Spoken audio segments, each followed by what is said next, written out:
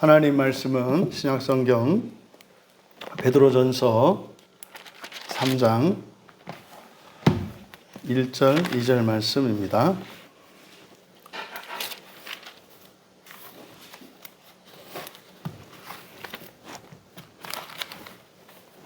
우리 같이 한 목소리로 함께 읽겠습니다. 아내들아, 이와 같이 자기 남편에게 순종하라. 이는 혹 말씀을 순종하지 않는 자라도 말로 말미암지 않고 그 아내의 행실로 말미암아 구원을 받게 하려 함이니 너희의 두려워하며 정결한 행실을 봄이라. 아멘. 복종당하고 있는 아내들에게 라는 제목으로 말씀의 은혜를 나누고자 합니다. 왜 복종당하고 있다고 이야기를 하는가? 여러 가지 면에서 여성들이 자발적이기보다 타의에 의해서 또는 힘에 의해서 또 어떤 신체적인 또 사회적인 여러 가지 관습적인 이런 이유에 의해서 스스로 복종하기보다는 복종당하고 있는 경우들이 많고, 실제로 인류 역사 속에 대부분 그러한 일들이 중단되지 않고 있었죠. 그럼 이것이 사실은 오랜 시간 동안 이런 특별히 인문학자들이나 인권가들에게 사회악으로서 규정되어서 여성들이 왜 복종해야 하는가? 여성들도 남성들을 위해서 군림하고 다스릴 수 있는 것이지 왜 여자가 그렇게 복종해야 되는가? 그래서 이것을 사람들이 흔히 이제 하와의 반란 이렇게 얘기하지 않습니까? 그래서 드디어 이제 득세했죠. 드디어 이제 하와들이 실권을 잡았죠. 지금 시대가 대부분 그렇습니다.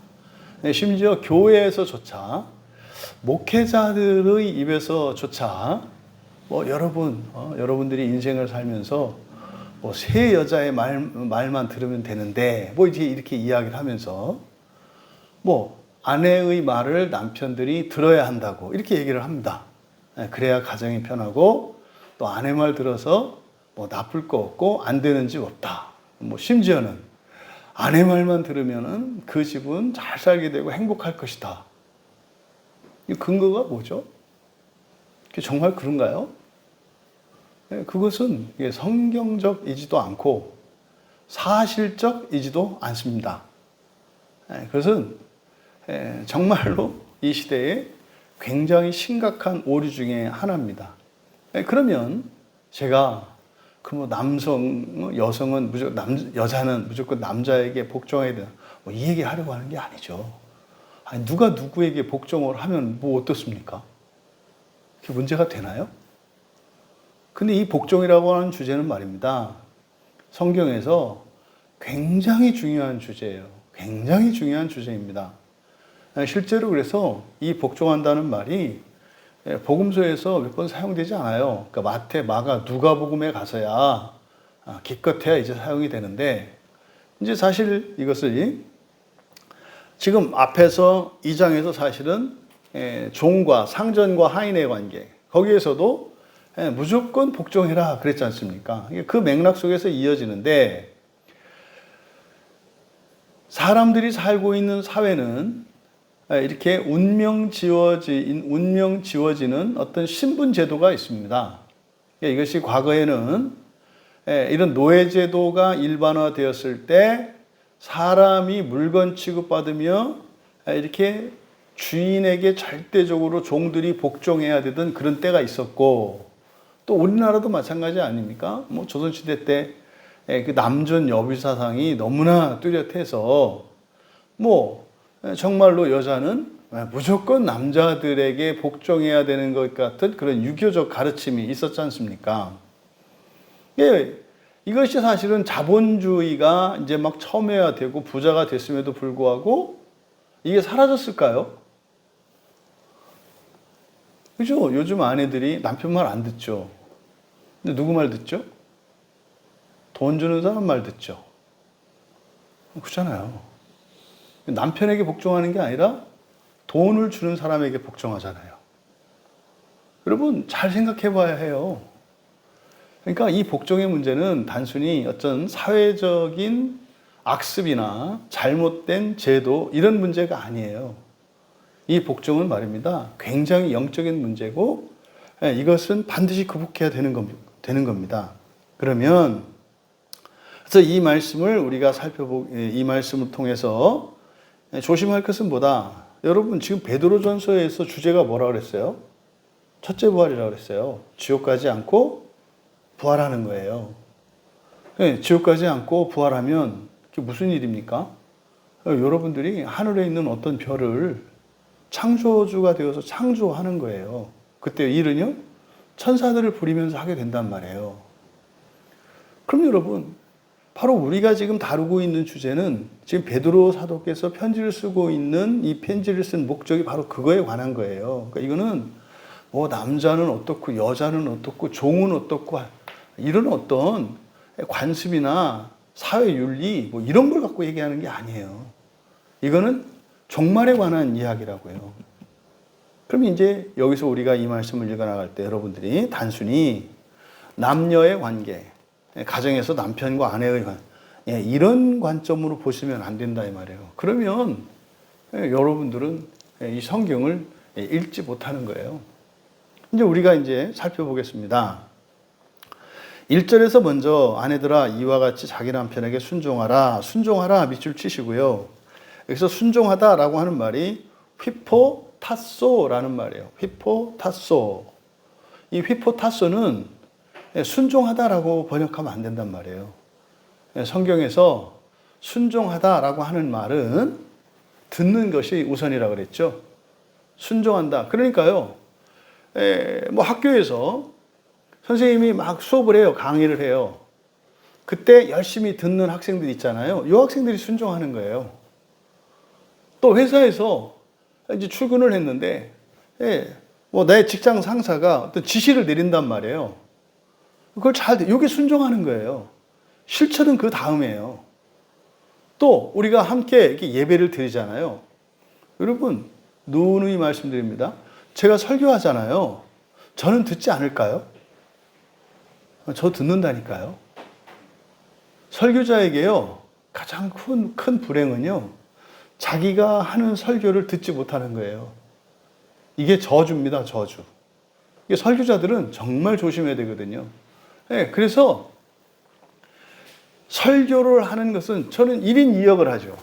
하나님의 말씀을 여러분에게 전하는, 선포하는 설교자.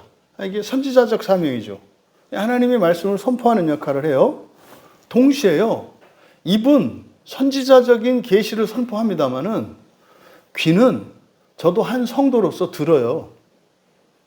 그러니까 순종한다는 것은요, 제가 설교하면서 이 설교를 저도 듣는 거예요. 이게 순종이에요. 여러분도 듣는 것이고. 이게 이제 순종, 성경의 순종이라는 의미이고, 여기에 사용된 이 휘포타소는 순종이라고 하면 안 된다. 앞에서 우리가 2장에서 나왔던 단어니까, 그래서 복종하다 또는 항복하다, 굴복하다 이렇게 이해를 해야 된다고요. 그러니까 순종은 듣는 것을 말하고 잘 듣는 것이고, 여기서 이 휘포타소, 복종하다 또는 굴복하다, 이게 뭐라고 그랬습니까? 이게 이제 군대 용어라고 그랬잖아요. 군대 갔다 온 분들은 뭐 영화 같은 데서도 이렇게 볼 수 있죠. 왜 이렇게 이제 지휘관이 앞에 나와서 이야기할 때 뭐 차렷하고 좌우로 정렬 이렇게 한단 말이에요. 그러면요, 그때 좌우로 정렬 그러면 이제 잘 들을 수 있는, 집중하는 거거든요. 줄을 딱 맞춰 서고, 그래서 딱 해서 들을 준비. 좌우로 정렬 하면은요, 단지 줄만 맞추는 게 아니라요, 앞에 온 부대원들이 그 지휘관의 명령에 온 마음을 이렇게 기울이는 걸 말해요. 딱 정령해서 이제 듣고, 그 다음에 좌우로 정렬하면 어떻게 되는 거예요? 명령이 내리면 즉각적으로 명령에 따를 준비가 되어 있는 거죠. 그래서 지휘관과 그 지휘를 받는 병사의 관계에서 사용하는 말이 이 휘포타소라는 말이에요. 휘포타소라는 말은 잘 듣고 실천하고 행동에 옮기고, 이것보다 더 중요한 것, 그것보다 더 우선하고 중요한 것은 뭐냐면 관계입니다. 관계. 지휘관은 우월한 위치에 있고, 듣는 사람은 아래에 위치해 있어서요. 예, 위아래로 딱 나뉘어지는 것이 휘포타소라고요. 예, 그래서요, 이 휘포타소는 상대보다 자신을 낮은 위치에, 그러니까 지시를 받는 낮은 위치에 두는 거예요. 그러니까 여러분, 순종하십시오라고 하는 것은 잘 들으세요라는 말이에요. 복종하세요라고 하는 말은, 예를 들어서 제가 이제 설교자가 여러분 순종하세요라고 하는 거는 다른 생각하지 말고 잘 들으세요 이 말이고요. 복종하세요라고 하는 말은 무조건 들으세요라는 뜻이에요. 복종하라는 말은 왜요? 여러분, 목사가요, 요 강단에 서서 설교를 할 때는 여러분들에게 하나님께서 이렇게 목자로 세우신 거예요. 그러니까 목양을 하는 사람과 목양을 받는 위치로 두었다고요. 그럼 이건 어떤 관계예요? 지시를 하고 따르는 관계라고요. 이게 복종이라고요. 그래서 이거에 대한 폐단이 있죠. 그러니까 여러분 절대로 이거를 뭐 이런저런 뭐 이렇게 예외적이고 변칙적인 상황들을 이렇게 생각하시면 안 돼요. 그럼 뭐 무조건 따라도 된단 말이에요. 이런 말도 안 되는 얘기. 딱 그것만 생각을 하시라고요. 이게 안 돼요, 이게. 그러니까요, 목사가 없다니까요. 수백만 명의 사람들이 교회를 다니는데요, 목사가 없어요. 목자 없는 양이라는 게 뭐예요? 휘포타소가 안 돼 있어요. 그러니까 어떻게 해요? 대등한 위치에 놓고 본단 말이에요. 내가 듣고 싶으면 듣고, 듣기 싫으면 안 들을 수 있다고 생각한단 말이죠. 근데 휘포타소는요, 그런 게 아니라니까요. 마치 부대에서 상명하복 관계에 있는 상관과 그 부하의 관계, 이게 휘포타소라는 말이에요. 그러면 여기서 아내들에게 하는 이 요구, 아내들아, 남편에게 복종하라. 하나마, 이 말이 어때? 은혜롭게 다와? 그래야지. 뭐 이런 생각이 드냐고. 아니잖아. 왜 그래? 휘포타소가 안 된 거야. 목사님 그렇게 얘기하세요. 지금 시대가 어느 때인데? 이런 거죠, 이런. 그러니까요, 여러분들이 하나님의 말씀을 들을 때도 하나님 앞에서도 이렇게 나란히 서려고 그래요. 그러니까요, 성경을 볼 때도 휘포타소가 돼야 되거든요. 그러니까 성경을 펼 때는 어떻게 해야 돼요? 두렵고 떨리는 마음으로. 이건 절대적인 하나님의 말씀으로 생각하고 펴서 나오면 어떻게 되는 거예요? 무조건 따라야 되는 거예요. 옳고 그르고 내가 그것을 기뻐하고 싫어하고 상관없어요. 내 상황에 맞고 안 맞고 상관없어요. 왜요? 명령이니까. 이게 휘포타소라니까요. 말씀드렸죠? 이런 말을 할 때 제가 염려가 되는 게 뭐냐면 사람들이 요 말만 생각하면 되는데 거기다가 말도 안 되는 여러 가지 생각들을 붙여요. 뭐 이럴 때도 이렇게 해야 되고 이럴 때 그렇게 생각하지 마라. 지금 하나님과 당신의 관계가 어떤가? 지금 대부분 사람들은 하나님보다 위에요. 사람이. 이게 위에 있다고, 사람이. 그럼 볼까요? 가족 관계로 들어가면 어떻게 될까요? 부모와 자식의 관계는 이것도 휘포타소의 관계예요. 앞에서 나왔던 주인과 종의 관계도 휘포타소의 관계예요. 주인과 종은요, 주인은 명령하고 종은 무조건 따르는 위치예요. 또 성경에서 이 휘포타소의 관계는 부모와 자식의 관계예요. 이거는요, 옳고 그르고 이런 거 없어요. 사정이 어떻고 이런 거 없다니까요. 그런데 지금 여기서는 그 휘포타소에 복종하는 관계가 누구와 누구 사이에도 이게 복종하는 관계라는 거예요. 남편과 아내. 여러분, 아무 염려하지 마세요. 이게 여러분들의 삶에 불편을 주거나 여러분으로 하여금 여러분이 인권이 유린당하고 여러분 자유가 구속당하고 그런 거 없어요. 하나님 말씀은 나를 자유롭게 해요. 근데요, 복종하라고 하는 말은 자유롭지 않은 것처럼 생각하잖아요. 그러니까 이런 잘못된 생각들을 배제해라. 하나님의 말씀은요, 무조건 선해요. 무슨 뜻입니까? 나에게 좋다고요. 하나님의 말, 복종하라는 이 말씀을 받아들였을 때 이전보다 더 자유로워진다니까요. 이전보다 더 행복해진다니까요. 이전보다 더 기뻐진다니까요. 근데요, 복종한다는 이 말에 대해서 내가 가지고 있는 생각과 그리고 복종하라고 하신 이 말씀이 하나님의 말씀이기 때문에 이 말씀의 효과는 무조건 선하다라고 하는 두 가지 사이에서 여러분들은 선한 결과를 준다고 하는 이 말씀을 따르겠습니까? 아니면 여러분들이 가지고 있는 복종이라는 말에 대해서 여러분이 가지고 있는 어떤 기억과 여러분의 고정관념을 따르겠습니까? 대부분 사람은 자기 고정관념을 따라요. 그러면 어떤 일이 일어나는 거죠? 불행해지는 거고요. 고통스러워지는 거고요. 고난 속으로 들어가는 거예요. 근데 사람은 어떻게 생각해요? 복종하지 않고 행복하게 해주세요. 이렇게 얘기한다고요. 둘 중에 하나만 선택해야 돼요. 하나님 말씀 안 듣고요. 나 괴롭게 살아갈래요. 이렇게 결정을 하든지. 아니면 이거 복종하는 거는 내가 진짜 오히려 더 자유롭지 못하게 될 것 같은데, 더 불행해질 것 같은데. 근데 하나님의 말씀은 선하니까 그럼 하나님 말씀대로 하면 진짜로 더 자유로워진다고? 근데 하나님 말씀이니까 따르겠다 이렇게 결정하는 거죠. 둘 중에 하나예요. 여러분 휘포탈소할 수 있는 여러분 되시기 바랍니다. 이거는 지금 여기서는 아내와 남편의 관계에 대해서 얘기합니다만 주제는 복종이에요. 복종. 남편들은 복종하지 않을까요? 다 복종해야 돼요. 근데요, 복종해야 되는 대상을 지정을 해놓는 거죠, 하나님께서. 자녀들은 누구에게 복종해라? 부모님께 복종해라. 가정에서 아내들은 남편에게 복종해라. 그럼 남편은요? 왕에게 복종하고요. 사실은 이 복종은요, 이 복종이 우리가 율법을 지키고 무엇을 하는 것보다 제사보다 순종이 낫다 할 때 하나님의 말씀을 듣고 하나님 밑에 서는 게 이게 더 선하다니까요. 그러니까 여러분 조금도 이렇게 불편해하거나 이렇게 꺼려하지 마세요. 염려하지 마세요. 하나님의 말씀은 여러분의 절대 선을 위해요. 그러니까 내 생각대로 이렇게 살면 잘 될 거 아니라니까요. 아니라니까요. 어쨌든 여기서 복종하라고 이렇게 말씀을 했어요. 아내들에게. 네? 남편에게 복종하라. 앞에서는 하인들에게 주인에게 복종해라.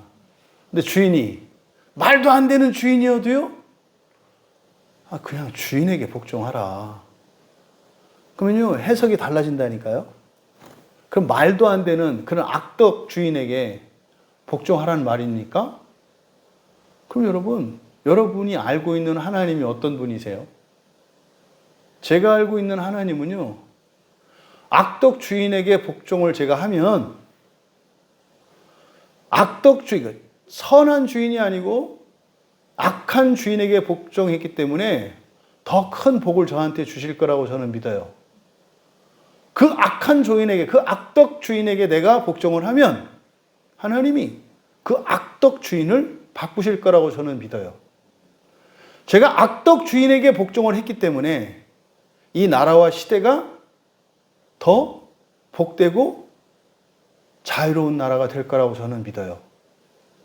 제가 믿는 하나님은 그래요. 근데요, 하나님 빼고 그 말만 생각하니까 이게 답이 안 나오는 거예요. 여러분, 하나님의 말씀은, 하나님의 모든 명령은 뒤집으면 뭐다? 약속이다. 그러니까요, 하나님의 명령의 내용이 뭐냐가 중요하지 않아요. 어떤 명령이든 하나님의 명령은 무조건 좋은 거예요. 하기 싫은 거예요. 근데 하래요. 무조건 좋은 거예요. 왜요? 하고 싶은 사람이 될 거고요. 했을 때 하지 않았더라면 누릴 수 없는 엄청난 것들을 누리게 될 거예요. 그러니까 하나님 말씀은 좀 말씀해 주세요. 명령해 주세요. 이렇게 할 만한 거라니까요. 제가 돈 갖고 얘기하잖아요. 응? 여러분이 누군가가 뭐 일을 하나 시킬 때마다 뭐 구두 닦어. 그럴 때마다 1억씩 준다고 생각을 해보세요. 구두 닦으면 1억이야. 문 닫으면 1억이야. 그럼 여러분, 뭐 좀 더 시킬 거 없으세요? 하겠어요? 아니면, 자꾸 시키고 난리야. 이래요? 뭐 더 시킬 거 없어요? 뭐 이러지 않겠어요? 그러니까 지금 하나님의 말씀이 무엇인지를 사람들이 모르기 때문에 여전히 성경을 가지고 어떻게 하나님하고 씨름을 해요. 너무 많은 거를 요구하세요. 지나치세요. 나의 입장을 모르세요. 네 입장을 아니까 그걸 시켜서 그거를 고쳐주려고 구원하려고 하는데 지금 뭐 하나님이 뭐 몰라서 이러시는 것 같아요. 아니라니까요. 이게 기본적인 전제예요. 이게 뭐가 관계된다? 결단과 관련돼요. 성경은 오류가 없는 하나님의 말씀이고 절대적으로 선한 말씀이다. 이거 하나를 결단을 안 해요, 사람들이. 평생을. 몇십 년을 신앙생활하는데 성경에 있는 모든 말씀은 나를 위한 것이고 이 세상에 누구도 할 수 없는 것들을 하시는 하나님의 능력이다라는 것을 평생을 이거 하나를 못 믿어요. 그러니까 안 보죠, 성경을. 안 보죠. 그리고 뭐 이상한 얘기 하잖아요. 하나님이 무섭고 두렵고 나는 웃기고 있어. 언제 그렇게 하나님이 그렇게 했냐니까. 없다니까요. 그러니까 너무나 자명한 이치인데 그거 하나를 결단을 안 하니까 진짜일까 아닐까? 진짜일까 아닐까? 아니면 어떡할 건데? 더 좋은 방법이 있어? 없잖아요. 그리고 아니면 잘 됐네. 하나님 약점 잡은 거 아니에요. 그 하나님한테 뭐 마음대로 요구할 수 있잖아요. 그러니까 뭐 그냥 이렇게 이성적으로 생각을 하더라도 사실은 거기서 시작되거든요. 그리스도인의 신앙생활은 거기서 시작돼요. 성경은 절대적이고 오류가 없는 선한 하나님의 말씀이고 능력이다. 여기서 시작되는 거예요. 여러분이 무슨 문제가 있으면 어떻게 한다고 그랬어요? 그냥 피라 그랬잖아요, 이렇게. 예? 여러분 마음이 우울하고 힘들어지면 그냥 피라니까요, 이렇게. 제비뽑기로 읽어보라니까요. 능력이 나와요, 여기서. 뭐 성경을 보면 뭐 밥이 나오냐, 나온다니까요. 성경이요, 여러분. 왜 제가 이렇게 주저리 하는지 아시죠? 이 시대가 복종이라는 말에는 두드러기를 일으키거든요, 사람들이. 복종하는 것은 꼰대짓이고 구세대적인 발상이고 이거는 인권을 유린하는 반지성적인 것이라고 사람들이 생각하고 있거든요, 이 고정관념이. 근데요, 이 복종은요, 여러분의 운명을 결정해요. 이 복종이라는 말이. 그래서 앞에서 종들에게 복종하라고 말씀을 했어요. 뭐 때문에? 주제가 첫째 부활이라고 그랬잖아요. 종으로 태어나서 복종할 수 있는 게 주인으로 태어나서 부리고 사는 것보다 낫다는 얘기예요. 말이 됩니까? 바꿔 말하면 아내로 태어나서, 여자로 태어나서 아내가 되어서 남편에게 복종하고 사는 게 지배하고 다스리는 남편보다 더 좋다는 얘기라니까요. 근데 성경의 가르침을 듣는 게 아니라 내 마음대로 성경을 잘못 해석하고 오해하니까 이 성경 말씀이 선한 말씀이라고, 좋은 말씀이라고 생각이 안 되는 거예요. 그래서 여러분, 여기서 지금 복종해라. 자기 남편에게 복종해라. 이거 보세요. 한번 가만히 생각하면서 읽어보세요. 세상 사람에게 복종하래요? 한 사람에게만 복종하래요? 한 사람에게만 복종하라 그랬잖아요. 예? 이거를요, 이 명제를 역으로 바꾸면 어떻게 될까요? 네가 너의 남편에게 복종하지 않으면 세상 모든 사람들에게 복종하며 살게 될 거야. 여러분, 한 사람 자기 남편에게 복종하면서 사실래요? 한 사람 자기 남편을 제외한 세상 사람 모두에게 복종하고 사실래요? 이 시대의 여성들은요, 세상 사람들에게 복종할지언정 네 말은 안 들어요. 여러분, 이게요, 엄청난 영적인 어둠이에요. 아니, 한 사람에게 복종하는 게 낫습니까? 두 사람에게 복종하는 게 낫습니까? 한 사람에게 복종하는 게 낫잖아요. 그러니까 여기서요, 사람은 질서 속에 태어나기 때문에 복종하고 복종받는 위치에 있어요, 모든 사람은. 누군가에게는 복종하고 누군가에게는 복종을 받는다고요. 이게 첫 창조 세계의 질서예요. 그러니까 복종하지 않고는 못 살아요. 그냥 원래 복종하고 사는 거예요. 근데 지금 여기서 아내들에게 남편에게 복종하라고 하는 것은 하나님께서 질서를 잡아주셔서 한 사람에게 복종하고 다른 이들은요, 다스리면서 살아갈 수 있도록 하시는 거라니까요. 근데 그 생각 안 하고 남편에게 복종하라고? 이것만 생각하는 거예요. 다른 얘기 다 빼버리고. 그러니까 복종하라는 말만 메아리 쳐요. 여러분, 십계명에서 살인하지 마라, 이게 무슨 뜻이라 그랬어요? 나한테 다른 사람 죽이지 말라는 얘기가 아니라니까요. 세상 모든 사람에게 내 아들이니까 죽이지 말라는 얘기라니까요. 도둑질하지 말라는 얘기가 남의 거 훔치지 말라는, 그거는 성경 바깥에 이런 일반 사회 법이나 윤리 도덕에서 하는 얘기죠. 도둑질하지 마라. 그럼 무슨 말이에요? 너 예수 믿는 사람들 건드리지 마, 이 말이에요. 세상을 향해서. 근데 교회에서 이걸 그렇게 가르치지 않고 그냥 무슨 상강오륜처럼 가르치니까 똑같이 도둑질하지 마세요, 정직. 교회 뭐하러 있어요, 그러면? 그런 게 아니라니까요. 또 여기서 자기 남편에게 복종해라, 뒤에 생략된 말을 여러분들이 써봐야 된다고. 이게 그 마음기경을 하는 이유예요. 자기 남편에게 복종해라. 그럼 그 뒤에 무슨 말이 있는 것 같아요? 만인이 너에게 복종하며 너를 따를 것이다.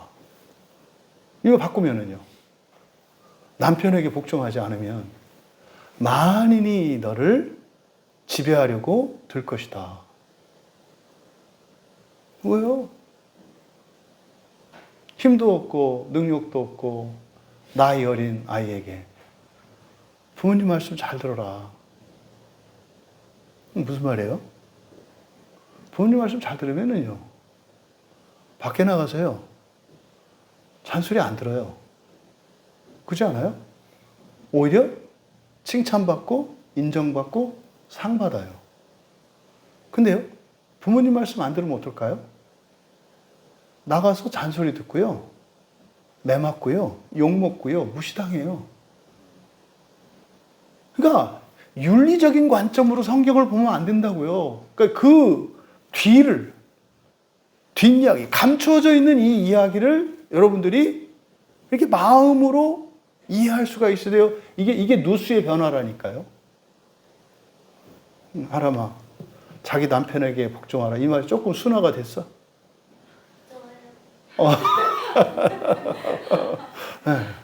네, 그런 거라고. 절대로 하나님은 여러분에게 고통을 주거나 자유를 제한하거나 여러분의 무엇을 뺏어가려는 게 아니라 지금까지 여러분들이 누리지 못했던 것을 누릴 수 있도록, 그뿐만 아니라 상상도 할 수 없는 것들을 누리게 하시려고 주시는 말씀이라는 거. 그러니까 이거를 그냥 내 고정관념으로 아내는 부족고 복종을 이렇게 하면 안 된다고. 그러니까 교회 안에서조차 하나님의 말씀이 하나님의 말씀으로 읽히지를 않아요. 그거 아니라고요. 그런데요, 복종하는데 어떻게 복종하랍니까? 이와 같이 그랬어요. 이와 같이는 똑같이예요. 똑같이. 호모이오스. 똑같이. 그러면 똑같이는 뭐겠어요? 앞에 나온 얘기겠죠. 2장에서 이제 복종에 대한 얘기를 해요. 그러니까 종들이 주인에게 복종하라고. 그런데 그 이야기가 아니고요. 21절에 같이 읽겠습니다. 2장 21절 같이 읽겠습니다. 이를 위하여 너희가 부르심을 받았으니 그리스도도 너희를 위하여 고난을 받으사 너희에게 본을 끼쳐 그 자취를 따라오게 하려 하셨느니라. 여기서 그리스도께서 고난받고 남기신 자취, 이게 뭘 말해요? 복종이에요, 복종. 복종이에요, 복종. 그리스도께서 복종한 것 같이, 그리스도께서 복종한 것처럼 똑같이 라는 뜻이에요. 하인도 종을 섬길 때 모본이 됐다 그랬잖아요. 그러니까 그리스도께서 하는 것처럼 하인도 주인에게 복종해야 되고, 그러니까 그리스도를 모본으로 해서 그 뒤에 이제는 아내도 그리스도처럼 복종을 하라는 거예요. 누구에게? 남편에게. 그러니까 이 복종은요, 우리 사람들 사이에서 일어나는 복종에 대한 얘기가 아니고 예수님이 왜 복종했는지를 가르쳐 주려고 하는 거예요. 여러분, 예수님이 남편들을 위해서 아내들 복종하라고 이렇게 하셨을 것 같아요? 어떻게 그런 생각을 해요? 응? 말도 안 되는 얘기지. 그러니까 그리스도의 모범과 똑같이, 그리스도께서 모범을 보인 것처럼 똑같이 그리스도의 인생은요, 복종과 순종의 삶이었어요. 복종의 삶이라고 하는 것은 성부 하나님 밑에 두셨어요. 하나님이신데 원래는요, 성자 하나님, 성부 성령 하나님은 권능과 영광이 동등한 분이에요. 그런데 어땠다고요? 일부러 휘포타스 하셨다니까요. 왜 그랬을까요? 여러분들이 이걸 생각을 해보셔야 돼요. 왜 그랬지? 왜 그랬지? 말이 안 되는 거예요. 동등한데 자기를 밑으로 두셨다니까요. 왜 그랬을까? 이 생각을 해보셔야 되는 거예요, 여러분. 그러니까 설사 동등한 관계에서라도 밑에 낮춰. 이걸 그리스도께서 뭐라 그래요? 그리스도의 겸손이라고 그러죠. 왜 그럴까? 이거를 그냥 윤리로, 그리스도인의 윤리로 이해하시면 안 돼요. 그러니까 그리스도인들 중에 잘못 생각하는 사람도 있어요. 그리스도인은 무조건 착한 줄 알아. 화도 안 내고 뭐 이렇게 하는 게 그리스도. 그런 거 아니에요. 예수님께서 죽기까지 복종하셨던 거, 그리고 모든 권능과 권세를 가지고 있음에도 불구하고 주일에도 그랬잖아요. 그 영예를 취하지 않는다. 못하는 게 아니라 않는다. 왜 그랬을까? 여러분들은 사실은 여기 계신 여러분들은 답을 다 알고 있어요. 성경적으로.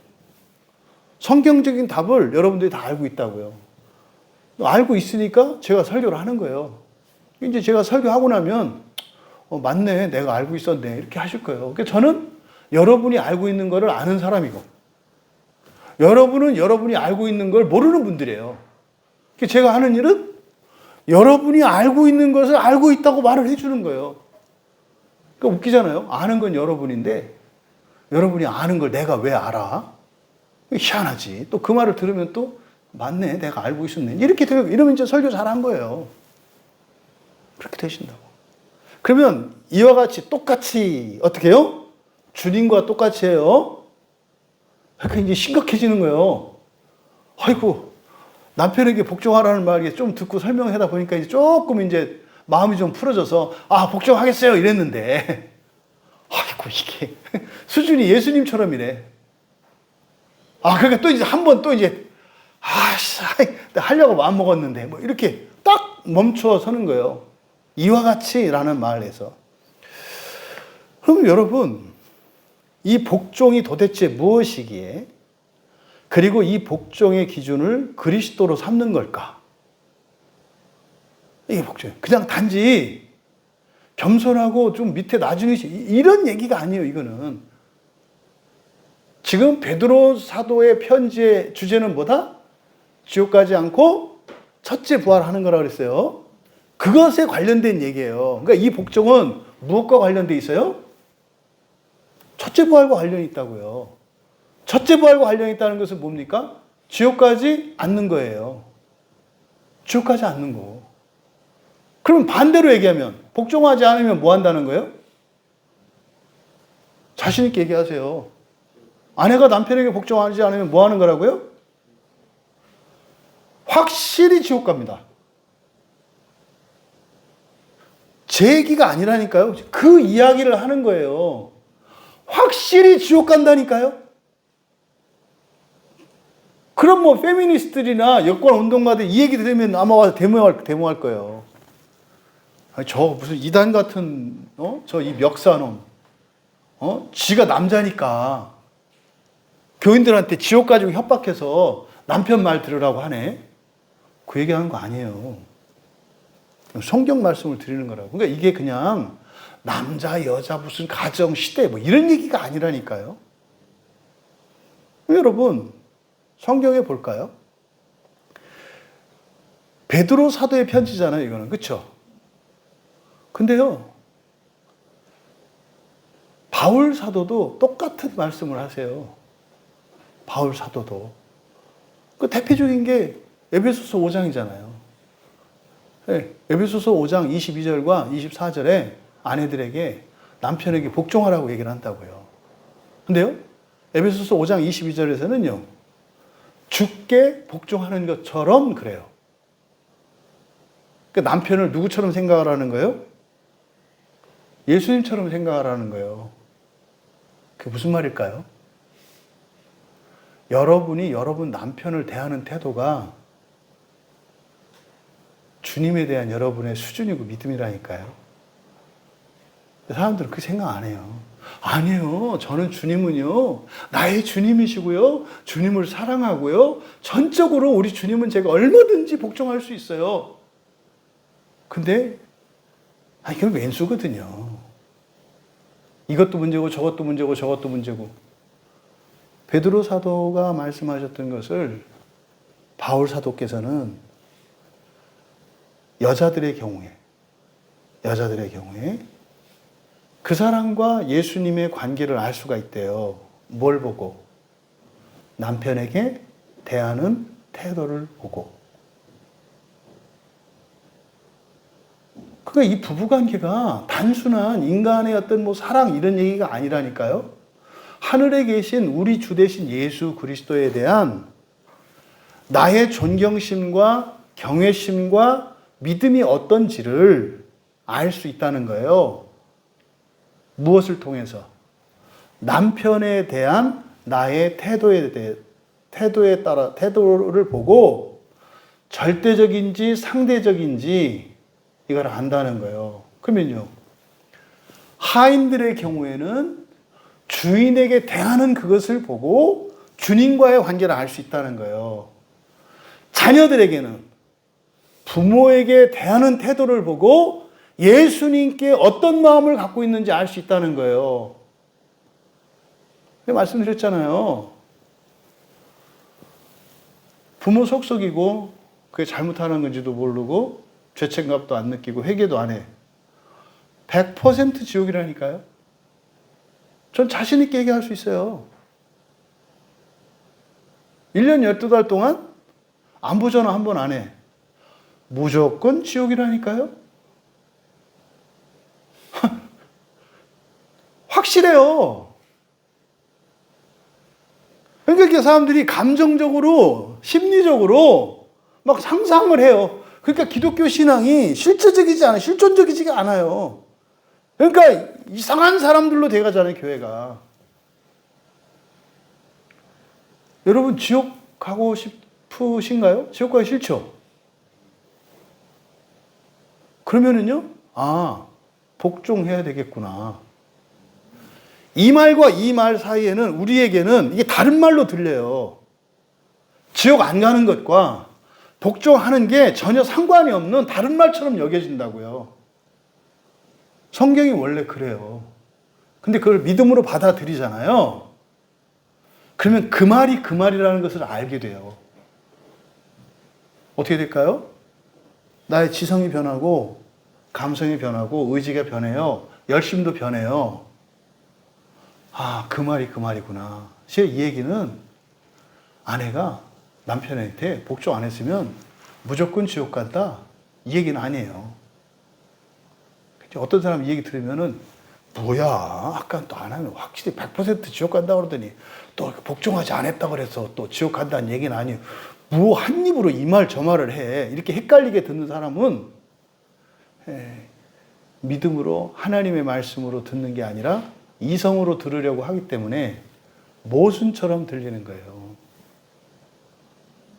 여러분, 말씀드리잖아요. 우리 교인들은 단 한 사람도 지옥에 근처도 안 가기를 바라요. 제 사명이고 제 소원이고. 그러니까 이런 말 있을 때 그냥 아멘으로 받을 수 있는 여러분 되기 바라요. 하는 것은 그 다음이에요. 주님, 나 그렇게 하고 싶어요. 일단 지성적으로. 근데 감성이 안 움직여요. 싫어해요, 주님, 제 마음이. 절 바꿔주세요. 이때 그러면 이게 어느 날 막 기쁘고 좋은 게 돼요. 어느 날. 그러면서 어떻게 해요? 바뀌었네. 이렇게 되는 거잖아요. 자기에 일어난 변화를 보잖아요. 그러면요, 아, 내가 지옥과 상관이 없는 사람이구나. 이걸 알게 된다고요. 이게 바울 사도께서 주께 복종하는 것처럼 또 에베소서 5장 24절에서는 교회가 그리스도에게 하는 것처럼. 근데 이게 문제예요. 그러니까 복종은 우리가 어디서 배워요? 교회에서 배워요. 교회에서. 그러니까 그리스도께 복종하는 모범이 어디에서 보여지는 거예요? 교회에서. 그러면 여러분들이 지금까지 신앙생활하면서 함께 몸담았던 교회가 그리스도께 복종하는 것처럼 보이시던가요? 그러니까 교회가 그리스도께 복종하지 않으면 사람들은 복종을 잃어버려요.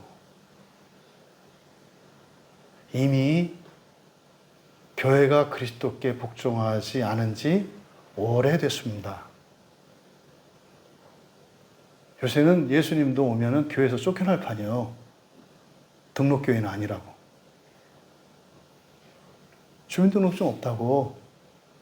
예배도 못 드릴 거라고요. 그리스도께 복종은 그만두고 예수님도 낄 수 없는 교회라니까요. 근데 여러분, 이게 종말과 관계되어 있다고요.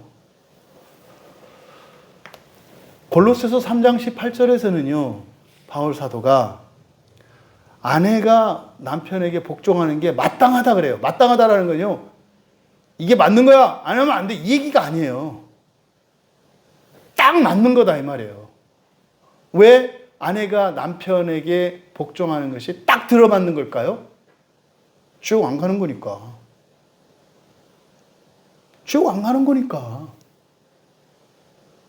여러분, 신분이 낮다 그래서, 그러니까 복종한다 그래서 순종하는 건 아니에요.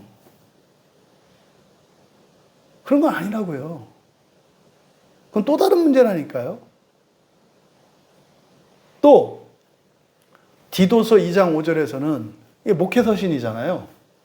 디모데에게 쓴 편지, 디도에게 편지는 목사들에게 쓴 편지예요. 이 목회서신. 그래서 디도에게 반드시 가르쳐야 될 것. 그러니까 이거는 중요한 일이겠어요? 중요하지 않은 일이겠어요? 중요한 일이에요. 반드시 가르쳐야 될 것으로 남편에게 아내가 복종하게 해야 된다 그래요. 여러분, 그 짧은 편지에다가 반드시 해야 될 것을 반드시 가르쳐야 될 것을 기록을 했는데 아내가 남편에게 복종하는 거래요. 복종이 반드시 해야 되는 거래요. 왜요? 그 얘기가 뭐예요? 지옥 가지 않게 하라는 거예요. 지옥 가지 않게 해라. 그럼 왜 이럴까요? 왜 성경은 이 복종에 대해서 자녀들은 부모에게 절대적으로 휘포타소 아래에 위치해서 이렇게 복종하라고 하고, 아내들은 남편에게 복종하라고 하고, 또 사회인들에게는 직장 상사에게 복종하라고 하고, 왕에게 복종하라고 하고. 왜 그럴까요? 그러니까 이 복종이 그냥 뭐 말 듣고 안 듣고 돈이 있고 없고 힘이 이런 문제가 아니에요. 그런 문제가 아니고 형식적인 문제가 아니에요. 여러분, 와신상담이라고 하는 고사성 아시잖아요. 그렇죠? 힘도 없고 나라도 잃고 다 뺏겨서 어떻게 해요? 바보인처럼. 그렇죠? 종으로 살면서 일부러 그 수치를 잊지 않으려고 그 장작 위에서 잠을 잤다는 거 아닙니까? 네? 곰 쓸개를 씹으면서. 왜요? 이 수치를 잊지 않으려고. 불편한 잠을 자면서 쓸개 즙을 먹으면서 어떤 생각해요? 복수의 칼날을 갈고 있잖아요. 편해지면, 정들면 복수심이 사라질까 봐 일부러 자기를 괴롭게 하는 거예요. 왜? 이 복수심이, 이 복수를 하고자 하는 열정이 꺼지지 않도록 일부러 자기를 막 힘들게 만드는 거예요. 저놈 자식 때문에 내가 이 정말 토악질 나는 응답을 또 먹어야 돼. 또 막 배겨가지고 막 아프고 잠자리가 고문인데 저놈 때문에 그래. 그러니까 내가 반드시 기회를 봐서 저놈을 죽이고 내 왕권을 찾으리라. 이런 거 아니에요. 여러분, 이 복종이라는 것은 형식적인 관계에서 그런 척 아니에요. 복종하면 어떻게 될까요? 항상 그런 거예요. 한 번이라도 딱 튀어요? 그건 복종 아니에요. 그건 복종 아니에요. 여러분은 발바닥이 가끔 손바닥으로 올라오는 일이 있습니까? 네? 여러분 발바닥은 가끔 일로 올라오시냐고. 그건 복종 아니에요. 발바닥은 어디 있어요? 우리 몸의 맨 밑에 있어요, 그냥. 근데 발바닥이요, 이것 때문에 불행하게 생각하지 않아요. 이게 복종이에요. 당연히 여기는 거예요. 기회 보면, 기회가 되면 한번 내가 손바닥 노릇을 해보리라. 뭐 뺨 노릇을 해보리라. 이런 생각을 안 하는 거예요. 네, 아까 오늘 때 우리 딸이 물어봤어요. 네, 그런 질문을 하더라고요. 매일같이 그렇게 설교 준비를 하는데 그거 힘들지 않으신가요? 만약에 제가 복종하지 않았다면 어떨까요? 힘들죠. 힘들죠. 근데요, 복종이 된 사람은요? 어때요? 그런 생각 안 해요. 그냥 하는 거예요. 여기서는 지금 단순히 여러분, 이 관계 속에서 부부의 관계를 가지고 얘기합니다만 핵심은 지금 복종이라고요, 복종. 그럼 여러분의 일상을 한번 보자고요. 내가 복종하는 사람인가 아닌가. 기본적으로 여러분이 교회 올 때, 그잖아요. 이제 모태신앙이나 이런 사람 되면 그거 고민 안 해요. 그죠? 교회 오는 거 고민 안 해요. 그냥 온다고요, 이렇게. 이게 뭐 한 거예요? 복종이 된 사람이에요. 그 부분에는. 근데 그렇지 않은 사람은요, 올 때마다 고민하다가 와요. 왜 그래요? 복종이 안 됐기 때문에 그래요. 그럼 직장인들 출근할 때 아침마다 가는 게 싫어요. 복종이 안 됐기 때문에 그래요. 무슨 말입니까? 우리의 일상에서 일어나는 이 모든 일을 복종이라고 하는 주제로 놓고 보았을 때, 이 복종하는 사람은요, 그걸 합당하게 여긴다니까요, 그냥. 그리고 어려움이 예상되어지는 것에서 대책을 세우고 주님께 도움을 구하면서 가지, 할까 말까? 이것 꼭 해야 되나? 이런 생각을 안 한다니까요. 그럼 보세요. 지금 부부관계에서 이 시대가 어떤 시대인가? 거의 지옥 가요. 제가 봤을 때. 그냥 교회 안에 있는 사람들 말하는 거예요. 교회 안에 있는 대부분의 사람들이 거의 지옥 가요. 제가 봤을 때는. 뭘 놓고 봤을 때? 이 복종이라는 것을 놓고 보았을 때. 나는 왜 이런 부모에게서 태어났을까? 내 인생에는 왜 이런 일이 일어났을까? 이게 복종되지 않은 사람들이 하는 고민이거든요. 복종된 사람들은요. 주여, 내가 아픕니다. 주여, 내가 외롭습니다. 주여, 내가 두렵습니다. 도와주셔서 이렇게 해요. 복종하지 않은 사람은 어떻게 해요? 발악을 해요. 뭐 이게 어떻게 이런 일이 이런다니까요. 그러니까 복종하는 사람들은요. 사고가 단순해져요. 단순해진다는 것은 여러분 멍청하고 생각 없다는 얘기가 아니에요. 그냥 하루를 사는 거 이렇게. 어떤 일이 있으면 내가 할 수 있으면 하고요. 할 수 없으면 기도하고요. 기다리고요. 이렇게 된다니까요. 근데요, 복종하지 않은 사람은 어떻게 해요? 그거 억울하고 분통하고 화가 안 풀려가지고 화를 내야죠. 술 먹어야죠. 친구 만나야 되죠. 뭐 해야 되죠? 일만 비비 꼬이죠. 여러분, 복종의 문제가 해결되지 않고서는 결단코 지옥에서 나올 수가 없어요. 근데 지금 여기서 베드로 사도께서 복종에 대해서 이야기할 때 다른 것을 가지고도 얼마든지 얘기할 수 있었어요. 지금 말씀드렸잖아요. 그렇죠? 직장 가지고, 친구 가지고, 다 얼마든지, 예배 가지고 얼마든지 할 수 있다니까요. 그런데 이 복종의 문제를 앞에서 주인과 종의 문제를 가지고 복종을 설명을 했죠. 소재가 주인과 종이었잖아요. 그 다음에 두 번째로 소재가 지금 부부지요. 왜 이걸 했을까요? 그때 당시에 그리스도인들에게 안 되는 게 이거였다고요. 주인이, 귀족이 예수님을 믿었어. 그래서 집에 있는 종에게 복음을 전했어. 그래서 교회에 같이 나왔어. 교회 나오면 더 이상은 주인과 종이 아니라 한 형제 자매가 되죠. 그랬더니 이 하인이 주인하고 맘먹으려고 그래. 형제가 됐다고 그러니까. 집에 가서 일을 하는데 주인만이 이러는 게 아니라 집사님, 내가 바빠요. 지금 제가 말하고자 하는 의도가 전달이 되죠? 형제 자매가 된 것과 그 사회의 시대적 상황과 사회적 신분은 별다른 거예요. 타고 넘으려고 한단 말이에요. 그런 일이 있었던 거예요. 그러니까 하인들에게 까불지 말라고 얘기한 거라고요. 근데 또 이거 잘못하면 또 어떻게 해? 또 옛날로 돌아가서 또 주인만이 이래. 말 듣고 이 얘기하는 게 아니라니까요. 복종을 하는 사람은 자유롭다고요. 자유롭다고요.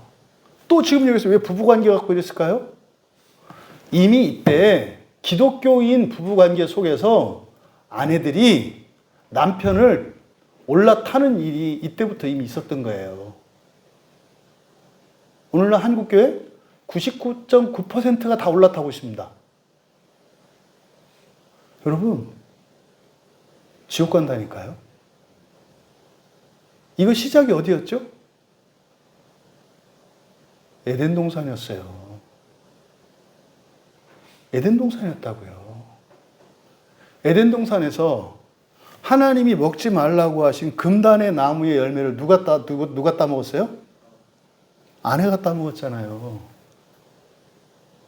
아내가 따먹었잖아요. 흐른다니까요, 그게. 이게 어제 오늘 일의 문제가 아니에요. 이게 신세대 여성이니까 이렇고 여성의 인권이 아니요. 이때 초대교회 때 여자는요, 물건 취급받을 때라고요. 교회 바깥에서는요, 이런 얘기 할 필요가 없다니까요. 무슨 아내한테 복종하라 그래요, 남편한테. 다 그런데. 근데요, 교회의 아내들에게 말하고 있어요. 은혜가 우리로 하여금 방자하게 하고 오만하게 합니까? 여러분, 이게 지금 오늘날 한국교회 안에 이미 오늘 우리 집사님이 그 단톡방에다가 어떤 교회 담임 목사님이라고 해서 그 올려놓으셨더만. 그죠? 그 앞에 제가 또 들어봤어요. 그분 그렇게 얘기하시더라고. 아내가 방향을 결정하는 거라고.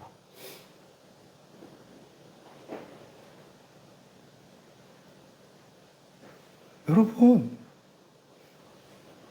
그래서 아담이 하와 말 들어서 잘 됐어요? 예? 아담이 하와가 먹기로 했으니까, 방향을 결정했으니까, 아담이 따라 먹은 게 잘한 거예요? 아담이 뭘 잘못했죠? 아담이 잘못한 게 뭐예요? 선악과를 따먹은 건 하와예요. 근데 하나님은 하와한테 뭐라고 안 하신다니까요? 책임을 누구에게 물어요? 아담에게 묻잖아요. 그럼 아담이 잘못한 게 뭐냐고. 어쨌든 먹었잖아요. 그 얘기가 아니라니까요. 하와가 먹었어도 그게 아무 문제가 아닌 게 될 수 있었어요. 그때 아담은 어떻게 써야 돼요? 하와에게 타이르고 얘기를 했어야죠. 여보, 왜 그랬어? 그건 아니었잖아. 어떻게 뱀의 말을 들어? 우리가 뱀을 다스려야 되는데, 다스려야 하는 뱀의 말을 다스릴 자가 들어? 마치 회사에서 CEO가 자기 공장에 갔다가 직원 하나가 뭐 하는 얘기를 듣고 그걸 따라서 한다는 얘기예요. 그것도 뭐 좋은 것도 아니고 회사 망하는 얘기를 했어요. 책임이 누구에게 있어요? CEO에게 있잖아요. 하와에게는 도울 수 있는 능력이 있다고 그랬죠. 제가 우리 교인들 들었을까 봐 이거 지금 정정하려고 이 얘기를 하는 거예요. 사람들에게는, 여자에게는, 아내에게는 능력이 있어요, 능력이.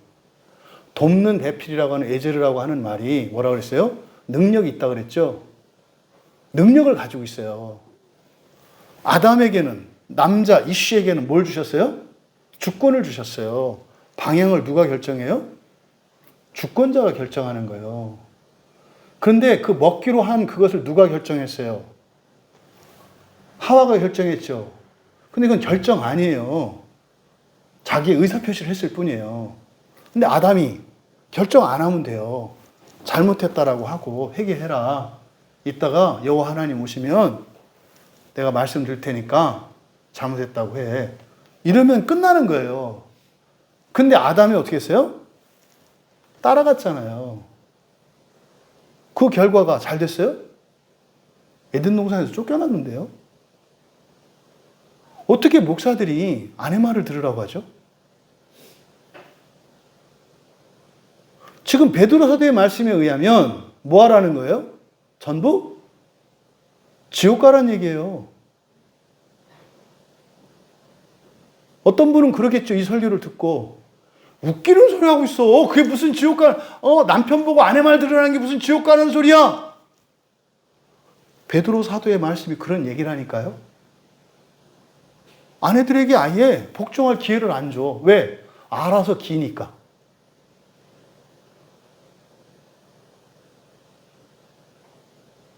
가볍게 듣지 마세요. 이 시대 정신이 그래요. 그러니까 지금 이때 당시에 이 얘기를 듣고 있는 사람들은 신실한 가정들이라니까요. 굉장히 믿음이 좋은 가정이에요. 그런 박해 속에서도 신앙을 버리지 않고 아주 모범적인 가정이라니까요. 그래, 이건 좋아. 근데 너희들 지옥 가게 되어 있다? 그 얘기하는 거예요. 제발 저 얘기를 사람 말로 듣지 마세요. 제 가치관을 말하는 거 아니에요. 하나님의 경고에 대해서 말하는 거예요. 복종의 문제가 해결되지 않으면 지옥에서 벗어날 수 없어요. 되죠. 나중에는 복종하시게 될 겁니다. 나중에. 왜 그럴까요? 왜 이렇게 복잡할까요? 근데 이걸 여러분들이 성경적인 답을 얻을 수가 있어요. 히브리서 2장 8절에 보면은요, 이 세상에 있는 만물은 하나님 말고 누가 다스리고 누구에게 복종해야 되죠? 하나님을 제외한 피조물들 중에 누가 다스리며 누가 복종을 해야 되냐고요. 사람이 다스리고 모든 피조물이 복종해야 돼요. 이해되시죠? 근데 문제가 있어요. 처음 하나님이 사람을 창조하셨을 때가 완성태가 아니에요. 원래 하나님이 계획해 놓으신 그게 한 번에 다 된 게 아니라고요. 씨앗의 상태예요, 사람이. 여러분, 이 작은 씨앗에서 싹이 나가지고 나무가 나고, 씨하고 나무가 상상이 안 되잖아요. 그렇죠? 그러니까 사람은 씨앗과 같은 존재예요. 그러니까 생물학적으로는 완전한 사람이야. 결함 없어요. 그런데 왜 미완성태라 그래요? 끝난 게 아니거든요. 사람은 이중 창조예요. 맨 처음에 사람으로 창조하시고 한 번 더 창조하세요. 이걸 새 창조라고 한다고 그랬죠. 이게 거듭남이에요. 이게 영생이에요. 그럼 어떻게 돼요? 이게 신이 돼요. 사람이라는 존재는. 근데 맨 처음 창조되었을 당시, 그러니까 지금이죠, 우리. 우리가 지금 뭐 신입니까? 아니잖아요. 사람이에요. 너무나 인간적인. 근데 우리는요, 무엇을 목표로 살아가고 있어요? 신을 목표로 살아가고 있어요. 근데 그것은 하나님이, 예수님이 하실 일이에요. 그러니까 우리는 그것을 믿고 그 소망을 따라서 그것을 위해서 살아가요. 그러면 인간적으로도 완전해지고 사회적으로도 완전해지는 표적들이 나타나요. 이게 열매예요. 근데 문제는 그때 당시에 천사가 보았을 때는 천사가 보기에 사람은 복종할 만한, 그러니까 천사가 위입니까? 사람이 위입니까? 천사가 보기에. 그잖아요. 그보다 조금 낮게 만드셨다 그랬잖아요. 사람이 천사보다 밑에요. 사람으로는. 그러면 누가 누구에게 복종을 해야 돼요? 사람이 천사에게 복종해야 되잖아요. 왜? 천사가 더 탁월한 존재니까. 근데 하나님은 뭐라고 하셨어요? 천사더러 사람에게 복종하라 그랬어요. 그러면 정상적인 천사라면 손을 들고 질문이 있습니다. 해야 돼요? 안 해야 돼요? 해야죠. 그러니까 사탄이 손을 든 거예요. 하나님은 사람보다 천사를 뛰어나게 만드셨잖아요. 응. 더 열등한 존재가 더 뛰어난 존재에게 복종해야 되잖아요. 응. 그러면 사람이 천사에게 복종해야 되잖아요. 아니? 3단 논법에 의하면 하나님이 틀렸잖아요. 사람과 천사가 있는데 천사가 뛰어나. 덜 뛰어난 존재가 뛰어난 존재에게 복종을 해야 돼. 그럼 사람이 천사에게 복종하는 게 맞다니까요. 근데 하나님은 뭐라고 하셨어요? 천사더러 사람에게 복종하라 그랬어요. 안 맞잖아요. 근데 사탄이 왜 이 생각을 했어요? 구원의 신비를 모르기 때문에 그래요. 사람 얘는 아직 끝난 거 아니야. 내가 얘를 새롭게 창조할 거거든. 그럼 무슨 말이에요? 하나님의 말씀을 믿음으로 들으면 어떻게 돼요? 지금은 네가 뛰어나지만 사람이 나중에 부활하고 나면 네가 복종하는 것을 기뻐하게 되는 그런 존재로 변할 거야. 와! 이래야 되는 거죠. 근데 대부분의 선사들은 믿었어요. 근데 사탄은 못 믿어요. 왜? 이성의 신이니까. 못 믿어요. 이해가 안 되거든. 모순이에요, 모순. 그래서 그래? 그러면 너 네 마음대로 한번 해봐. 네가 옳다는 걸 증명해. 그게 욥기라고 그랬잖아요. 이게 히브리서 2장 8절에 있는 내용이에요. 천사를 포함한 모든 만물이 사람에게 복종하도록 하나님께서 창조하셨잖아요. 그러니까 창세기 1장 28절에서 다스리게 모든 걸 다 다스리게 하셨잖아요. 또 그러면 이 천상의 천사들이 그리스도께서 복종하고 있대요. 뒤에 3장 22절에 가보면 그는 하늘에 오르사 하나님 우편에 계시니 천사들과 권세들과 능력들이 그에게 복종하느니라. 예수님이 지상에 계실 때는 어떻게 했죠? 마귀들이 예수님을 시험했잖아요. 근데 예수님이 천상에 지금 계신 데는 지금 어떤데요? 걔네들이 예수님을 시험하는 게 아니라 뭐 한다고요? 복종한대요. 그러면 예수님은 우리들의 모범이라고 그러셨죠? 여러분 이 세상 사는 동안 마귀가 여러분들에게 복종해요? 여러분을 시험해요? 시험한다니까요. 계속. 근데 여러분이 하늘에 오르면 어떻게 된다고요? 복종한다니까요. 이 천사들은 하나님 말씀이 맞네. 난 사람이 계속 그런 줄 알았지. 나보다 뛰어나네. 이 얘기예요, 이 얘기. 그럼 보세요. 지금 천사들은 사람한테 이 귀신들은 사람한테 복종하려고 해요, 안 해요? 안 한다니까요. 그러니까 이 복종은 무엇과 관계되어 있어요?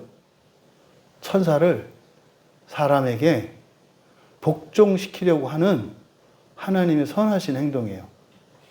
뭐 하도록? 천사들도 멸망을 면치 않도록. 왜 천사들이 지옥 갈까요? 복종하지 않기 때문에. 사람만 구원하시는 분이 아니시라 세상 모두를 구원하시는 예수님이라는 걸 잊지 마세요. 그러니까 이 복종은 영적인 주제로서 복종하지 않는 사탄과 귀신들조차도 복종할 수 있도록 주님께서 구원하시고자 한다는 것을 우리가 알 수 있어요. 성경을 읽어보면. 그래서요. 히브리서 1장 14절에서는 그랬잖아요. 천사라고 하는 존재는 원래 다스리는 존재가 아니라니까요. 천사는 뭐 하는 존재라고요? 일하는 존재예요. 그럼 일은 누가 시켜요? 사람이 시키는 거라니까요. 사람이. 근데 이해할 수가 없어. 그러니까요. 천사가 에덴 동산에 와서 하와한테 얘기한 거예요. 야, 네가 왜 말 들어? 하나님은 그러던데 내가 너한테 복종해야 된다고? 네가 정말 내가 복종할 만한 사람이라면 너 하나님하고 똑같은 거잖아. 난 하나님한테만 복종하는데. 그럼 너 하나님하고 똑같으니까 너 하나님 말 들을 필요 없잖아. 그러니까 네가 진짜로 내가 복종할 만한 대상이라면 하나님이 하지 말라고 한 것도 할 수 있겠네. 이렇게 속인 거예요. 그 얘기는 뭐예요? 자기가 하나님께 복종하지 않는 것을 정당화하기 위한 명분을 누구에게 찾아요? 우리에게. 그래서 여러분이 복종하지 않잖아요. 그 즉시 마귀와 귀신들은 하늘로 올라가요. 죄도 안 하잖아요, 하나님. 이렇게 한다니까요. 보세요, 죄 안 하잖아요. 이렇게. 그리스도인이 복종하지 않을 때 하나님을 얼마나 부끄럽게 할까요? 그러니까 이런 이야기들이 요 안에 감추어져 있어요, 여러분. 여러분, 천사는요, 사람에게 복종해야 돼요. 복종하지 않잖아요.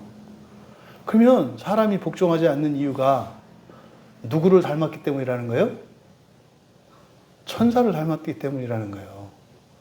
여러분은 천사 닮고 지옥의 불못에 떨어지실래요? 하나님 닮고 세상을 창조하실래요? 복종을 인간적인 문제로 생각하지 마셔라. 옳고 그름의 문제로 생각하지 마셔라. 부정적인 의미에서 지옥과 관계된 것이고 긍정적인 의미에서 첫째 부활과 창조 사역과 관련되어 있는 얘기다라고 말씀을 드린 거예요. 그리고 이어서 이는 혹 말씀을 순종하지 않는 자라도 말로 말미암지 않고 그 안에 행실로 말미암아 구원을 받게 하려 함이니. 지금 여러분들은 앞에 설명을 들었으니까 여기에서 순종하지 않는 자라도 할 때 순종하지 않는 자에 천사가 들어가요? 안 들어가요? 들어가는 거예요. 천사도 들어가는 거라고. 불신자 남편. 이런 쪼잔한 얘기가 아니에요. 성경은. 당신이 그냥 남편을 섬기고 그러면 언젠가 그 예수 믿고 구원받아요. 이런 얘기가 아니라고. 그럼 남편이라고 그러지. 뭘 순종하지 않는 자라 그래. 순종하지 않는 자의 첫 번째 불순종의 아비는 누구요? 마귀요, 마귀. 마귀. 마귀도 복종을 배워서 복종해서 구원받게 하려 하시는 거다. 요 얘기예요, 요 얘기. 여기서 순종하지 않는다. 이게 이제 페이테오라는 말을 써요. 페이토, 설득하다라는 말이에요. 피스티오, 믿다. 이게 설득하다라는 말에서 나왔거든요. 그래서 믿다, 설득하다, 뭐 이렇게 사용될 수 있어요. 근데 부정적도 아를 붙였어요. 그래서 페이테오. 그러니까요, 설득되지 않는다는 뜻이에요. 믿지 않는다는 뜻이에요. 설교를 하는데 안 들어. 왜요? 믿지 않으니까. 설득되지 않으니까. 이게 누구라고요? 사탄이라고요. 너 사람에게 복종해. 하나님, 이해할 수 없어요. 이게 페이테오예요. 그랬잖아요, 아까. 우리 청년한테 물어봤잖아. 남편한테 복종할 거야? 이상해요. 이게 천사의 생각이라고. 그건 아니잖아요. 페이테오. 왜 이걸 갖고 판단을 하냐고. 우리가 알 수도 없는 그 하나님의 말씀을 왜 안다고 생각을 하냐고. 내가 생각할 때 지나친 것 같고 부당한 것 같지만 좋은 거라니까요. 믿음으로 하나님의 말씀을 받아야지 머리로 받으려고 하면은 안 된다니까요. 그럼 이제 여러분 눈에는 순종하지 않는 자라도 할 때 이 순종하지 않는 자에 천사가 들어가고 사탄이 들어간다는 게 이해가 되실 거예요. 그러니까 순종하지 않는 자라도 1차적으로는 마귀고 2차적으로는 뭐 불신자 남편이거나 뭐 그런 거겠죠. 아니면은요, 꼭 부부관계에 대한 얘기가 아니라니까요. 교회 안에 순종하지 않는 사람, 설득되지 않는 사람이에요. 그런 거죠. 여러분 있을걸요? 여러분도 신앙생활에 진전이 없었어. 그런데 이게 교회 보니까 우리 집사님 중에 어떤 여자 집사님이 남편에게 막 절대 복종하는 걸 봐. 그렇게 하면서 자기 신앙의 은혜를 받고 자기 신앙의 변화가 일어나잖아요. 그 얘기 하는 거예요. 단순히 부부관계, 부부윤리에 대한 거 아니다 이 말이에요. 물론 직접적으로는 그 남편과 관계되는 이야기이기도 해요. 근데 베드로 사도는 이것을 가지고 영적으로 천사와 사탄의 구원에 대한 문제, 심지어는 교회 안에 있는 지체들의 그냥 변하지 않는, 그냥 석고처럼 딱 고정되어 있는 이 사람들을 순종하지 않는 자라고 하는 거예요. 말씀에 설득되지를 않아. 말씀을 받아들이지 않아. 그러니까요, 그냥 그대로잖아요. 그러니까 여기서 말씀을 밑줄 치세요. 말씀을이 아니고요. 의로예요, 의로. 또는 역격이거든요. 토로고. 호로고스는 여러분 뭐라고 그랬죠? 예수님이 아니라 성령님이라고 그랬죠? 호로고스는 성령님이라고 그랬잖아요. 그러니까 여기서 성령님, 성령님이에요. 그러니까 성령께 설득되지 않는다. 성령께 설득되지 않는다. 이렇게 번역을 해도 되고, 그대로 말씀으로 설득되지 않는다. 이렇게 번역을 해도 돼요. 둘 다 같은 말이에요. 성령께 설득되지 않는다. 또 말씀으로 설득되지 않는다. 같은 의미예요. 다른 표현이지만. 그러면 만일 누군가가 말씀으로 또는 성령으로 설득되지 않는다면, 여러분, 성령으로 설득되지 않고 말씀으로 설득되지 않는다는 것은 변하지 않는다는 뜻이죠. 그러니까 구원의 진전이 일어나지 않는다는 뜻이에요. 누군가가 그대로라면 이런 뜻이라고요. 그대로라면. 어떤 사람의 경우에는 예수를 믿지 않는 사람도 포함되겠고, 예수를 믿는 사람도 더 이상 신앙의 진전이 일어나지 않는 사람, 그대로 사는 사람, 10년 전에도 성경을 안 봤는데 지금도 안 봐. 이런 사람을 말하는 거예요. 이게 말씀으로 설득되지 않는다는 뜻이에요. 아주 못돼 먹은 버릇이 있는데 20년 지났는데 안 고쳐. 이게 말씀으로 설득되지 않는다는 거예요. 만일 누군가가 말씀으로 설득되지 않는다면 뒤에 말미암지 않고, 이게 아니고요. 이렇게 하면 의미가 잘 안 돼요. 말미암지 않고 이렇게 지우시고 없이도 그러세요. 말 없이도. 말 없이도. 여기에 사용한 말이 아뉴라는 말인데, 아뉴가 영어의 without이에요. without. 뭐뭐 없이. 그러니까 말 없이, 말. 왜 여기서 말이, 그러니까 앞에는 왜 말씀이고 뒤에는 왜 말이냐? 앞에는 관사가 있고요. 뒤에는 관사가 없어요. 그러니까 이거는 사람의 말인 거죠. 앞에 말은 하나님의 말씀이고 성령을 말하는 것이고, 뒤에 있는 말은 그 아내의 말이겠죠. 그러니까 그런 거잖아요. 집에 예수님을 안 믿는 남편이 있을 때 교회 가자고 할 거 아니에요. 한 번만 가주라고. 이런 말 하는 거죠. 권하는 말. 했겠죠. 근데요, 안 듣는 거잖아요. 그러니까, 아이고, 안 돼. 이러고 끝나잖아요. 그럼 그 사람들을 어떻게 데려올 수 있는지, 교회 안에서 변하지 않는 사람을 어떻게 변할 수 있게 하는지, 이걸 좀 가르쳐 주는 거예요. 그러니까 말 없이도 아내의 행실 밑줄 치세요. 이게 지금 영어 성경에서, 영어 사전에 이거를 행실로 번역을 해놨어요. 그러니까 이거는 영어 사전도 잘못된 번역이에요. 이거는 행실이 아니에요, 행실이. 왜냐하면 여기 행실이라고 번역한 단어가 아나스트로페예요. 익숙한 단어죠. 스트로페, 에피스트로페, 회개잖아요. 에피스트레포, 회개하다. 회개, 에피스트레페. 이 스트레페가 회개한다는 뜻이에요. 회개예요, 회개. 스트레페가. 근데 아나니까, 아나는 뜻이 뭐라고요? 그렇죠, 위로. 아래서 위로. 그러니까요, 이 아나스트로페는 뭐라고 그랬습니까? 뒤집어지는 거라고 그러죠. 그러니까 아나스트로페 명사니까 뒤집히는 거예요. 뒤집힘, 전복, 배가 풍랑이 불면 뒤집히죠. 이게 아나스트로페예요. 사람이 이렇게 확 바뀌는 걸 뭐라 그래요? 개과천선했다 그랬죠. 이걸 우리말로 회심했다 그래요. 성경에 우리가 교회에서 말하는 회심은 회개의 회와, 회개의 회와 믿음의 심이에요. 회심을 말할 때. 근데 우리나라 말의 회심은 사람이 돌이켰다는 뜻이에요. 회심했다는 거는. 우리말의 회심은. 근데 개혁주의에서 사용하는 회심이라는 말은 구원의 서정에서 회개와 믿음을 말하는 거예요.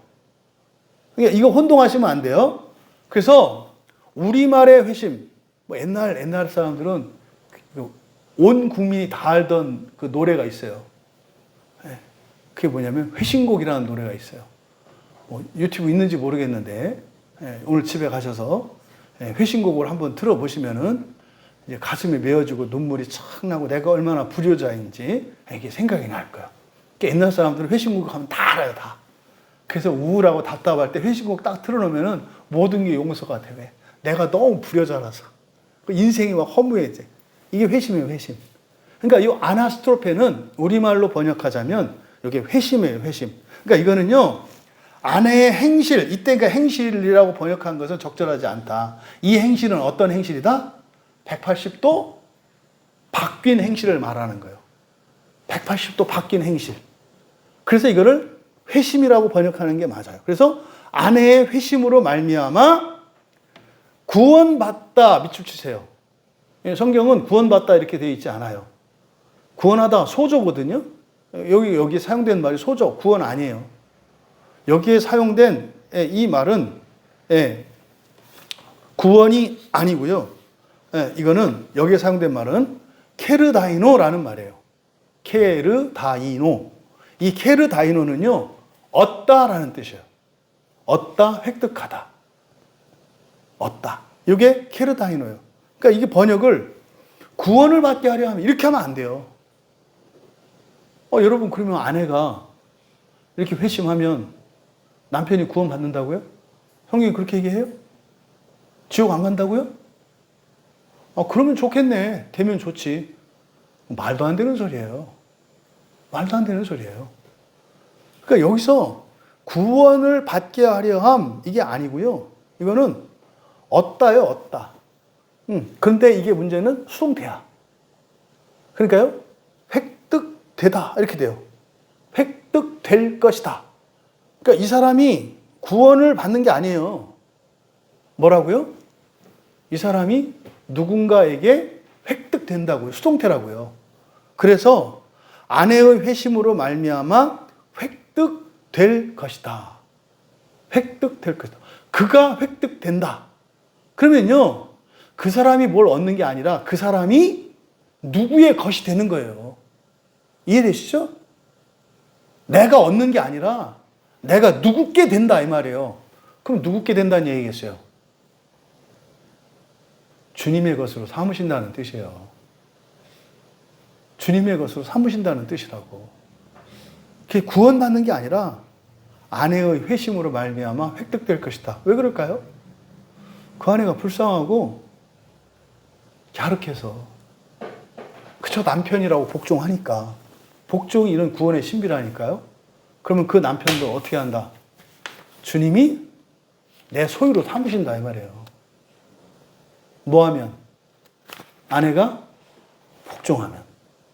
아내의 복종을 받는 그 사람은 그 아내의 복종으로 말미암아 하나님이 자신의 소유로 삼으신다는 뜻이에요. 이게. 그럼 왜 여기서 회심이라고 그랬을까?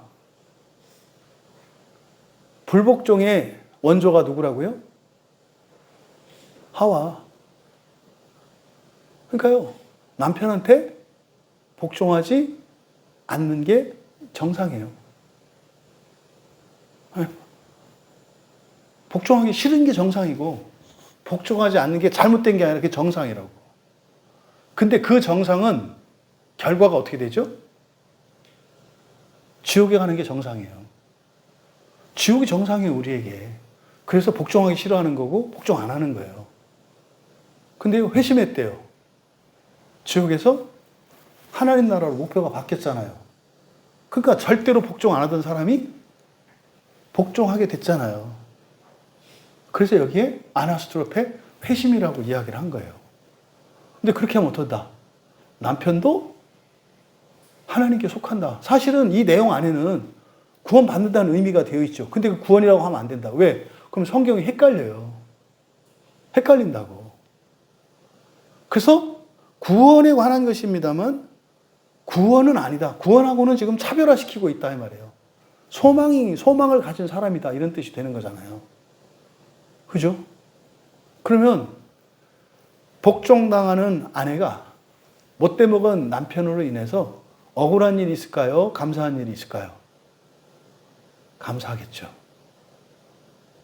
나로 인해서 저 인간이 하나님께 속했구나.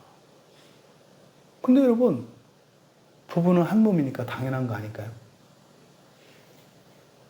그렇잖아요. 근데 복종은 뭐라고요?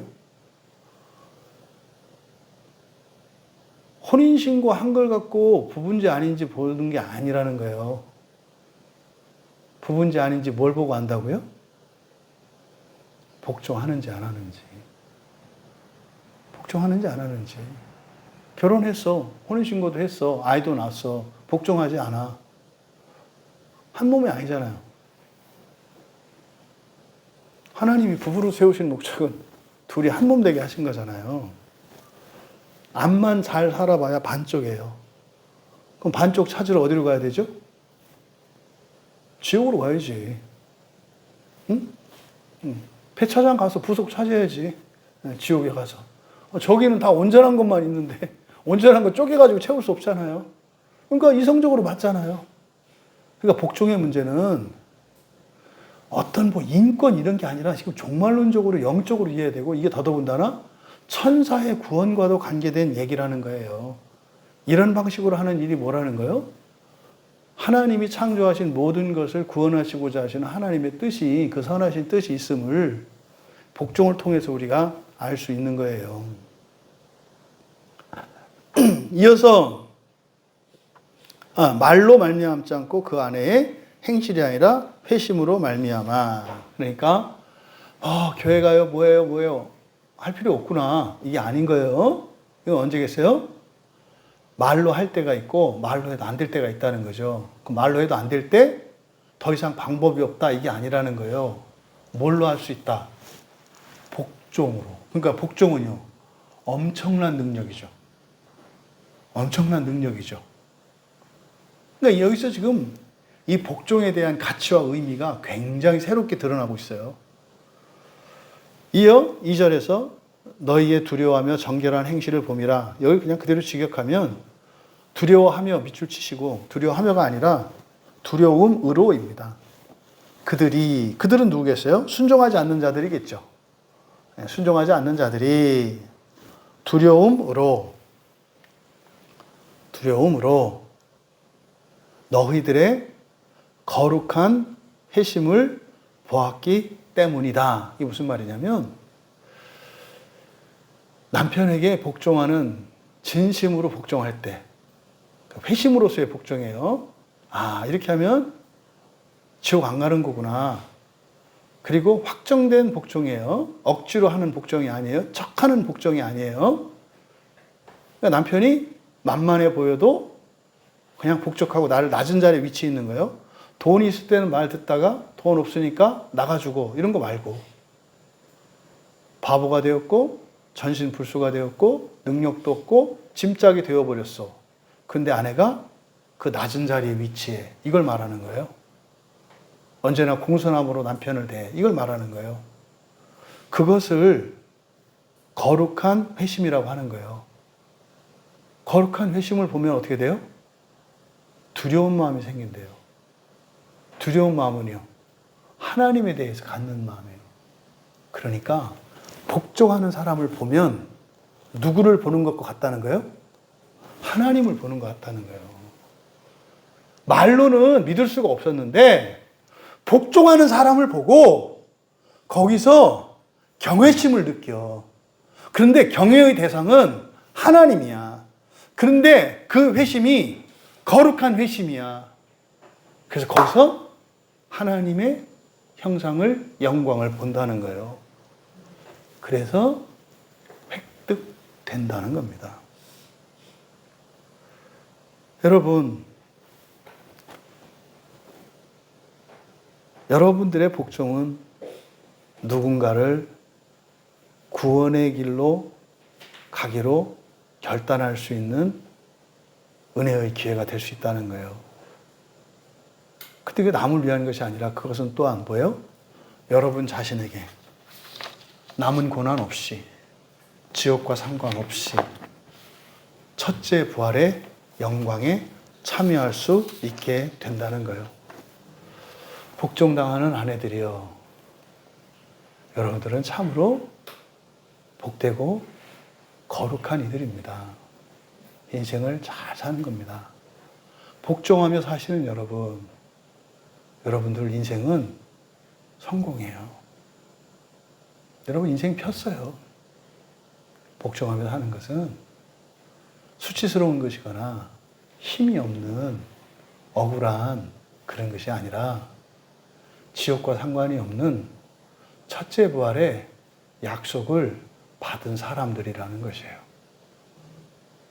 복종에 대한 여러분들의 생각과 고정관념이 바뀌기를 바라고, 과거에 가졌던 부정적인 인식만 사라질 뿐만 아니라 복종하기를 기뻐하는, 복종을 위해서 살아가는, 그래서 우리들을 통해서 많은 이들이 그리스도께로 돌아오는 그 은혜의 일들이 일어나기를 주님의 이름으로 축원합니다. 말씀을 생각하며 잠시 기도합니다. 하나님 오늘 말씀을 통해 이 복종의 영적인 의미가 무엇인지, 또 마귀가 교회를 어떻게 공격하고 하나님의 자녀된 신자들을 어떻게 지옥으로 보내는지 베드로 사도의 말씀을 통해 깨닫게 되었습니다. 교회 생활 열심히 하고 인간적으로 착하게 살고 능력과 자선을 표현하며 산다 할지라도 이 복종하는 사람이 아니라면 지옥에서 벗어날 수 없다는 거예요. 근데 이런 방식으로 하시는 이유는 바로 하나님 말씀을 믿지 못하고 복종하지 않는 타락한 천사들의 구원과 관련된다는 거예요. 이게 여러분들은 부당하고 말도 안 되는 얘기로 들리십니까? 그러지 않길 바라요. 이 세상에 무엇 하나 하나님께 귀하지 않은 게 없어요. 하물며 천사가 하나님께 귀하지 않을까요? 나의 구원뿐만 아니라 설득되지 않는 내 주변에 있는 모든 이들, 더 나아가 나를 시험하며 나의 인생에 불행을 일으키고 있는 그 천사들마저도, 그 귀신들마저도 하나님께서는 나의 복종을 통해 구원하시기를 기뻐하신다. 이 세상에 구원이 필요하지 않은 존재는 아무도 없습니다. 그것을 깨달을 때 완전한 나의 구원을 위하여 살 수 있게 되고, 나를 위해서도 이 얘기예요. 그럴 때 정말 나를 위할 때 정말 세상을 위할 수 있다는 것. 근데 또 정말 세상을 위해서 살고자 할 때 정말 나를 위할 수 있다는 것. 깨달아질 수 있도록 은혜를 구하며 기도하시고, 또 나라와 민족을 위해서 기도하실 때 저는 이렇게 자꾸 우리나라에 대한 소망과 기대가 자꾸 쌓여요. 우리나라, 우리의 기도를 하나님 들으셔서 우리나라에서 역사해왔던 약한 영들을 하나님이 몰아내 주시겠구나. 이 소망이 자꾸 커지네요. 정말 자꾸 커져요. 진짜 우리 기도를 들으시고 우리나라 정말 좋은 나라, 진짜 좋은 나라 되겠구나. 이런 소망이 자꾸 들어요. 주여, 이 나라에 전쟁이 없는 평화를 허락하시고 이 나라에 거짓과 분열과 차별과 속임과 죽임이 없는 아름답고 생명이 풍성한 자유로운 나라 되게 하옵소서. 애쓰고 수고하는 사람들에게 영광을 받지 않고 나라를 위해 정말 기도하는 많은 이들이 있습니다. 그 기도로 이 나라가 지켜지죠. 사람이 아무리 꾀를 부리고 해도요, 기도를 못 이깁니다. 기도의 용사들, 기도의 불씨가 꺼지지 않게 하시고 나라를 위하여 쓰는 이들을 더욱 힘쓰게 하옵소서. 또 한국교회를 위해서 기도할 때 말씀입니다. 성경을 회복시켜 주시옵소서. 어떻게 해요? 말씀과 기도로 전심을 다하는 목회자들이 자꾸 늘어나야 되겠고, 말씀만으로 만족하고 말씀만을 원하는 성도들이 회복되어야 합니다. 또 선교적 사명의 회복을 위해서 기도합니다. 한국교회가 선교의 등불을 끄지 않도록 어려움 속에서도 복종할 수, 이게 복종의 문제예요. 한국교회 복종의 문제, 선교거든요. 복종하여 선교할 수 있는 한국교회 되게 하옵소서. 또 우리 한국교회가 말씀 안에서 하나 될 수 있도록, 그리고 우리 광야교회에 속한 모든 지체들이 정말로 첫째 부활에 참여할 수 있도록 복종의 사람들이 다 되게 하옵소서. 모든 영역에서 더 복종하는 그리스도인들 되어서 정말 지옥과 상관이 없는 우리 모두가 되게 하옵소서. 기도하시고 편안히 개인적으로 돌아가면 되겠습니다.